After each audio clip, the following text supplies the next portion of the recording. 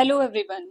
आज हम हैं अपने खूबसूरत से चैनल बाल की खाल में, जिसके आज के जो हमारे स्पेशल गेस्ट हैं उनका नाम है doctor Rajesh Kushwaha, who is the God of botany.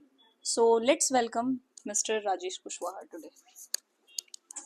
Hello sir. बैठिए सर।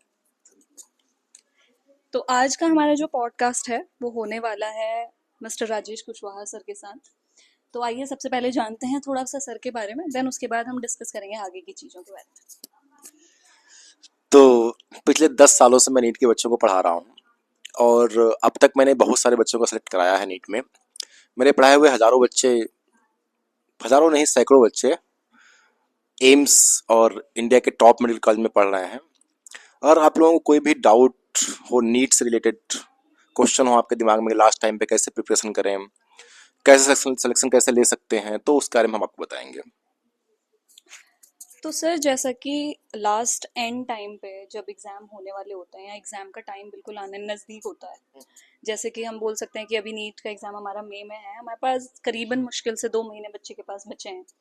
तो बच्चों के इस टाइम पे जो मन में कुछ क्वेश्चंस होते हैं कि क्या हमें लास्ट टाइम पे कैसे स्टडी करनी चाहिए, कैसे हमें टेक्निक्स यूज़ करनी चाहिए, क्या चीज़ें हमें पढ़नी चाहिए या हमें मोस्ट इंपॉर्टेंट में ध्यान देना चाहिए, क्या करना चाहिए, थोड़ा सा गाइडेंस हमारे बच्चों को दीजिए। हालांकि मैं भी एक फिजिक्स फैकल्टी हूँ, मैं भी दूंगी। लास्ट टाइम पे क्या करना है बच्चों? पहली बात तो यह है कि आपका सिलेबस जो छूट गया है उसको फिर से पढ़ने की कोशिश ना करें। आप जो आपने पूरे साल भर पढ़ा है उसी को रिवाइज करें, उसी को पढ़ें, उसी क्वेश्चन की प्रैक्टिस करें। स्पेशली हम बात करेंगे फिजिक्स केमिस्ट्री की, तो बायो में तो पूरा पढ़ना ही है कि नीट का एग्जाम तभी क्लियर होगा, आपको पूरी बायो आती होगी तभी क्लियर हो पाएगा। क्योंकि बायो में आपको सिलेक्ट होने के लिए आपके 90 क्वेश्चन में से आपके जो है 84-85 क्वेश्चन सही होने ही चाहिए, तभी आप नीट में सेलेक्ट होते हैं। तो बायो तो पूरा पढ़ना पड़ेगा आपको। तो लास्ट टाइम पे आपको यही करना है कि जो भी अब तक आपने क्वेश्चन किए हैं, जो पेपर किए हैं, वो करें। एटलीस्ट एक हफ्ते में कम से कम 2 बार नीट का पेपर दें। जो भी पेपर आपको सैम्पल पेपर मिलता है या कोचिंग में टेस्ट होता है वो पेपर दें आप। और लास्ट के 10 साल के क्वेश्चन करें आप फिजिक्स और केमिस्ट्री के। और नीट के जो क्वेश्चन होते हैं वो सारे उससे रिलेटेड क्वेश्चन जो भी होते हैं आप किसी बुक से करें, या अपने स्कूल में कोचिंग में जहाँ भी आप पढ़ रहे हों उनसे आप बात कर सकते हैं। बहुत बढ़िया सर ने हमें यहाँ पे गाइडेंस दिया है। लेट्स सी और क्या क्या क्वेश्चंस बच्चों के दिमाग में इस टाइम पे होते हैं। जैसे कि मेरे पास बच्चे का एक क्वेश्चन आया था सर, वो ये था कि क्या बच्चे को 2 महीने पहले वो चैप्टर्स में फोकस करना चाहिए जहां उसे लगता है कि ज्यादा मार्क्स का आ सकता है बट मैंने वो नहीं पढ़ा हुआ है। काफ़ी अच्छा क्वेश्चन है ये। जो ज़्यादा मार्क्स के क्वेश्चन है वो तो पढ़ने ही चाहिए। और उसने नहीं पढ़ा है तो कोई दिक्कत नहीं है, क्योंकि अगर हम एग्जाम। बात कर रहे हैं लेट्स से चैप्टर की, हाँ हाँ। वो चैप्टर बच्चे ने पढ़ा ही नहीं है हम्म। बट वो सबसे ज्यादा मार्क्स का चैप्टर है। कोशिश करना चाहिए कि उस टीचर से मिले जिससे वो पढ़ता है उस चैप्टर से रिलेटेड, और वो उससे अच्छी तरीके से गाइड कर पाएंगे कि चैप्टर उसको किस तरीके से पढ़ना है।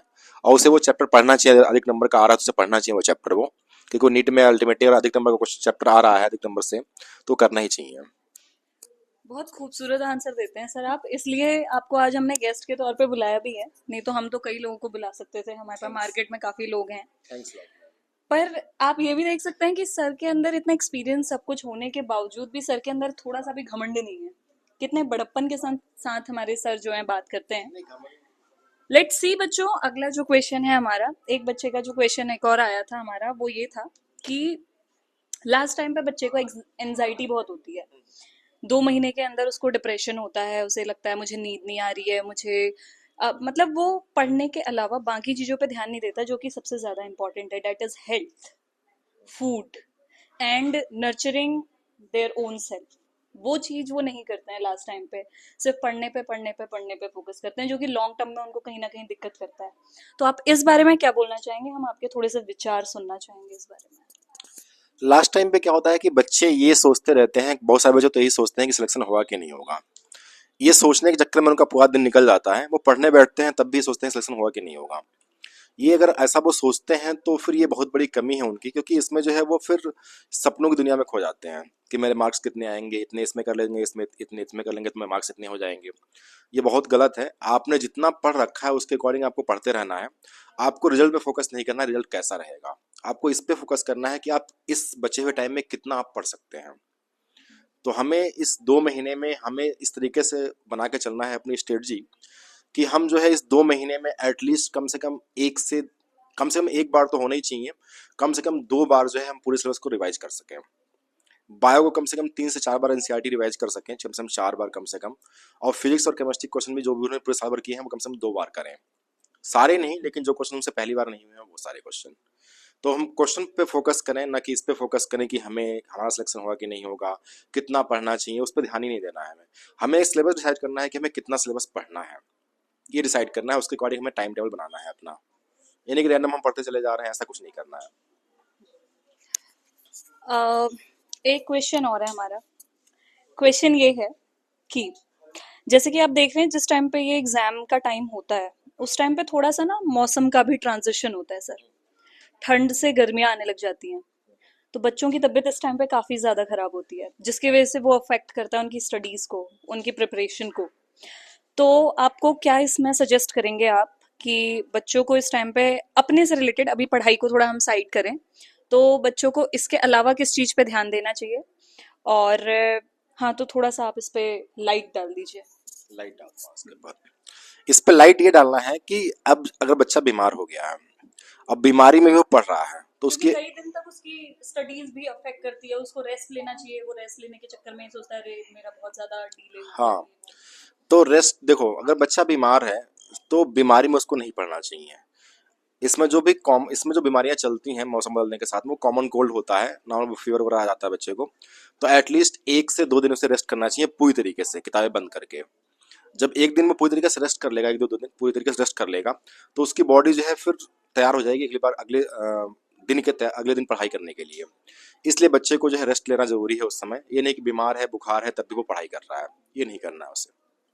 अगला क्वेश्चन हमारी ऑडियंस से आया है। ऑडियंस हमारी लाइब्रेरी में बैठी है और क्लासेस में बैठी है। तो जो क्वेश्चन है वो बहुत ही ज्यादा इंपॉर्टेंट मुझे लगा। वो है 4 लोगों पे बेस्ड। 4 लोग क्या कहेंगे? तो अगर हमारा एग्जाम नहीं निकला तो वो 4 लोग क्या कहेंगे? उन 4 लोगों ने ज्यादा पढ़ लिया है, मैंने कम पढ़ा है। वो 4 लोग एक अलग टॉपिक पढ़ रहे हैं, मैंने वो टॉपिक नहीं पढ़ा है। वो 4 लोगों ने उस टीचर से पढ़ा है, मैंने इससे नहीं पढ़ा है।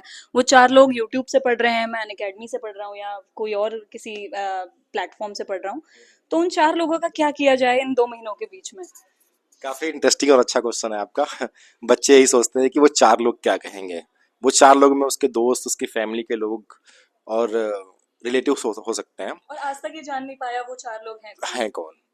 सबसे काफी अच्छा क्वेश्चन है, मजा आया सुन के, लेकिन इसका आंसर भी अच्छा है। देखिए 4 लोग क्या कहेंगे। देखो, अगर आपका सिलेक्शन हो जाता है तब भी वो 4 लोग जो कह रहे हैं कि पढ़ नहीं रहा है या सिलेक्शन नहीं होगा, वो तब भी वो खुश नहीं होंगे। सिलेक्शन अगर नहीं होता है तब तो उनके लिए मौका है ही कहने के लिए। तो इसलिए हमें उन 4 लोगों के बारे में सोचना ही नहीं कि वो 4 लोग क्या कहेंगे। वो 4 लोग भले ही 4 बातें बनाएं, लेकिन हमें उन पे ध्यान न देके अपनी पढ़ाई पर फोकस करना है, क्योंकि अल्टीमेटली जो हम पढ़ाई करेंगे उससे हमारा रिजल्ट आएगा। मेरा तो ये मानना है कि वो 4 लोग क्या कहेंगे उससे बढ़िया आप 4 चैप्टर्स पे फोकस करें और 4 दिनों में उसे खत्म कर दें या 4 घंटों में खत्म कर दें। ये आपको बहुत ज्यादा बेनिफिशियल रहेगा। तो that was all about today. अगले दिन हम मिलेंगे बाल्की खाल में ही किसी और गेस्ट या फिर अपने यही गेस्ट के साथ। अगर आपको इनके साथ बात करके इनके जो आपके जवाब हैं, जितने भी आपके क्वेश्चंस थे, उनका अच्छा लगा, तो हम इनके साथ ही कंटिन्यू करेंगे। और अगर आपके कोई भी डाउट्स हों तो आप कमेंट सेक्शन में डाल सकते हैं, या हम एक फीडबैक फॉर्म शेयर कर रहे हैं उसमें आप डाल सकते हैं। और इसी तरीके से बाल्की खाल में बने रहिएगा। मिलते हैं नए एपिसोड में।